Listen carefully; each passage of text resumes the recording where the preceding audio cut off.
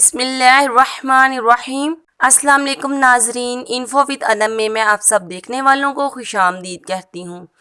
تو ناظرین، ویڈیو کا آغاز کریں گے درود پاک پڑھ کر۔ چلیے سب مل کر درود پاک پڑھ لیں۔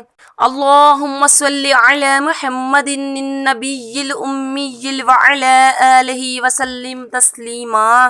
تو ناظرین، جن لوگوں نے ابھی تک ہمارا چینل سبسکرائب نہیں کیا ہے، پلیز سب سے پہلے وہ ہمارا چینل سبسکرائب کر لیں تاکہ ہماری آنے والی ہر ویڈیو آپ تک پہنچ سکے۔ تو ناظرین، چلتے ہیں ہم اپنی آج کی ویڈیو کی طرف، آج کی خواب کی تعبیر کی طرف۔ آج میں آپ کے لیے جو خواب کی تعبیر لے کر آئی ہوں وہ ہے الو دیکھنے کے حوالے سے۔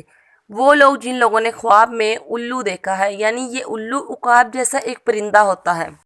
حضرت دانیال علیہ السلام نے فرمایا ہے کہ الو خواب میں بادشاہ ہے کہ ہر ایک اس سے ڈرتا ہے، اور اگر دیکھے اس نے خواب میں الو کو پکڑا ہے یا کسی نے اس کو دیا ہے تو دلیل ہے کہ بادشاہ کا خاص مقرب ہوگا۔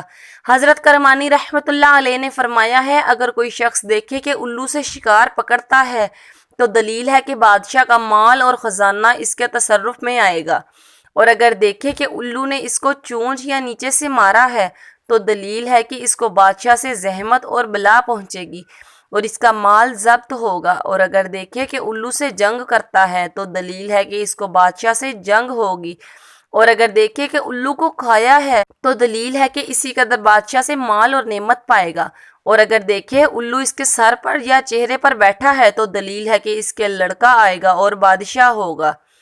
حضرت ابن سیرین رحمۃ اللہ علیہ نے فرمایا ہے اگر کوئی شخص دیکھے کہ الو کسی کوچہ میں اترا ہے تو دلیل ہے کہ بادشاہ اس کے کوچہ میں آئے گا، اور اگر دیکھے لوگوں نے الو کو مار ڈالا ہے تو اس دلیل ہے کہ بادشاہ مرے گا، اور اگر دیکھے الو اس کے ہاتھ سے اڑا ہے اور کوئی چیز اس کے ہاتھ سے رہ گئی ہے تو دلیل ہے کہ بادشاہ اس پر غصہ ہوگا اور اس کا کچھ مال لے گا، اور اگر دیکھے اس کو الو نے پکڑا ہے تو دلیل ہے کہ بادشاہ کی پناہ میں ہوگا، اور اگر دیکھے الو اسے پکڑ کر ہوا میں لے گیا ہے تو دلیل ہے کہ بادشاہ کے حکم سے سفر کرے گا۔